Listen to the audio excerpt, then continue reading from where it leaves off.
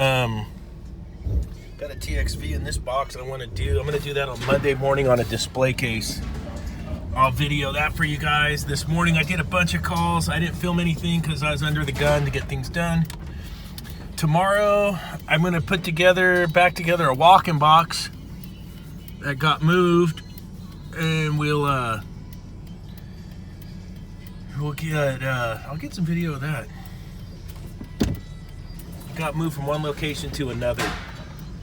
We'll take a look at that too. So we'll get this Labor Day shuffle is in full effect.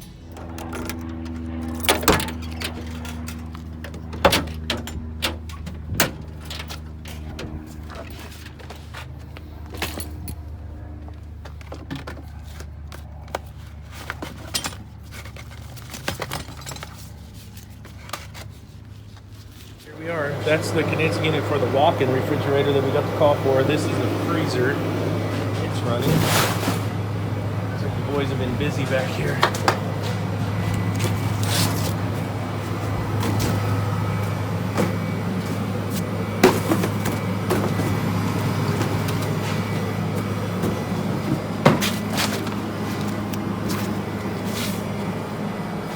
Let's see, breakers under here, if I remember right.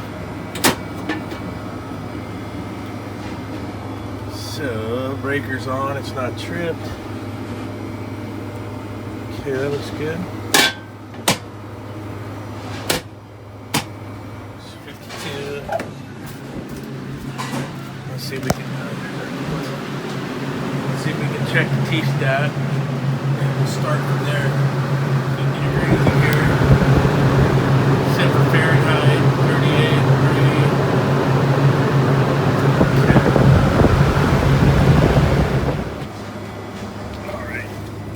Check our voltage across our contactor coming in.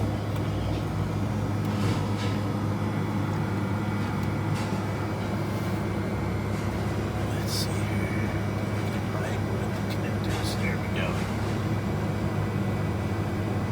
210 volts. So we're good there. Let's see if we're off on high head. There is a high head switch there. Right in there. That's head protection. Let's see how we're looking there. Alright, so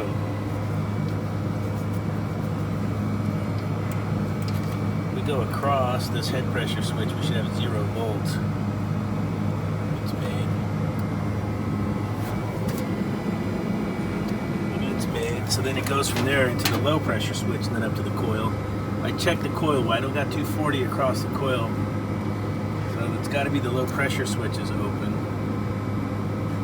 Okay, so I checked that. We know the low pressure switch is not making. We got pressure on the high side. We don't have enough on the low side to make the switch. So we're not out of gas. You can tell by the high side pressure. So we're gonna go check our solenoid valve and the TXV. If the solenoid's energized, then it looks like the TXV would not be feeding. So let's go take a look at that. Here's our TXV, it's an old R22er.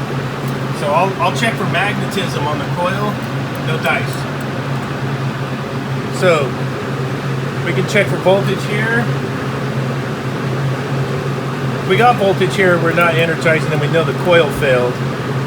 If we don't have voltage here, then that's going to take us back to our thermostat. So let's see what we got going here. Alright, we got 120 volts. And our coil's not energized, so that'd be an easy repair. Let's go ahead and kill power and we'll replace this coil. I should have one on the truck. Or in my case, I have a van.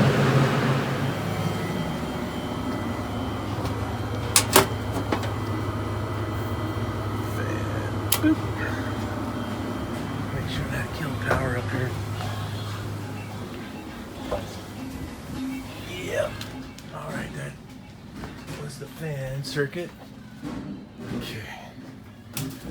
Let's go ahead. Should be 5/16 on top of there.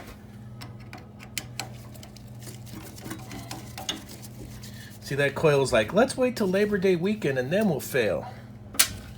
It's usually, for all the years when I used to work for the big shop in town, it was always my busiest weekend, and I would always take the Labor Day weekend for on-call. It'd always be super busy.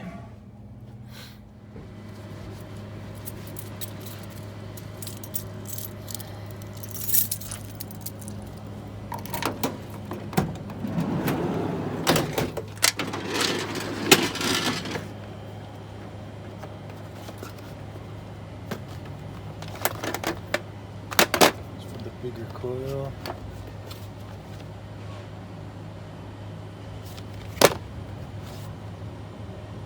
There it is, right there. You got to keep this stuff on your work vehicle. This is common stuff.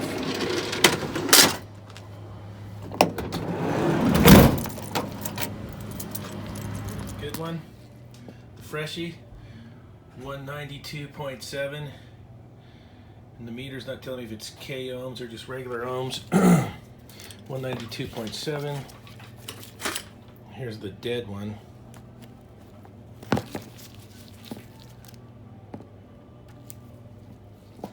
Give the meter a second. You got 1.157 mega ohms. So there you go. All right, we're going to turn that breaker on for the fans. Once the time delay goes on the thermostat, the solenoid will energize. You'll probably see that suction line poke up. There it goes. We're back on for running. All right, so let's see. Let me go inside and button up, and then we'll run some checks out here. I want to wash that condenser out too. It looks like it's time. Okay, we're about a 28-degree evaporator and about 110 condensing. The box is at 50 degrees. That's good. It's you guys know, for me, my ambients aren't really hot out here, right where I'm located. I'm in that coastal climate zone, so it's probably 70 degrees out here. Yes, about 70. It's like it's paradise out here.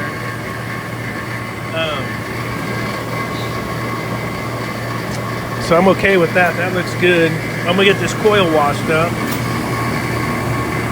All right, I'm gonna do me some coil washing. I got the Steve Labs nozzle here. I found this on Labs channel. I think you push the button here and it talks to you like, watch this. Next level, next level. And you push it again. This ain't no Taj Mahal, Erie. See? It's the Steve Labs nozzle. Awesome. It's so good for washing coils.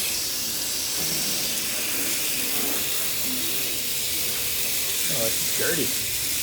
Look at that. Guess that makes it a multiple offender. Whoa, mama, look at that, huh?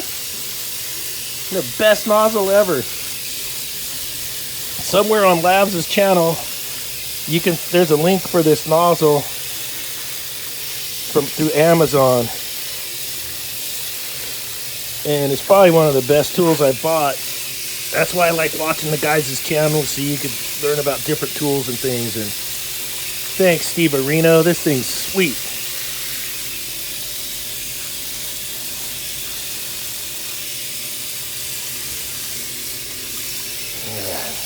Labor Day Shuffle is rocking. That one's all done. Like, subscribe. We'll check you on the next one.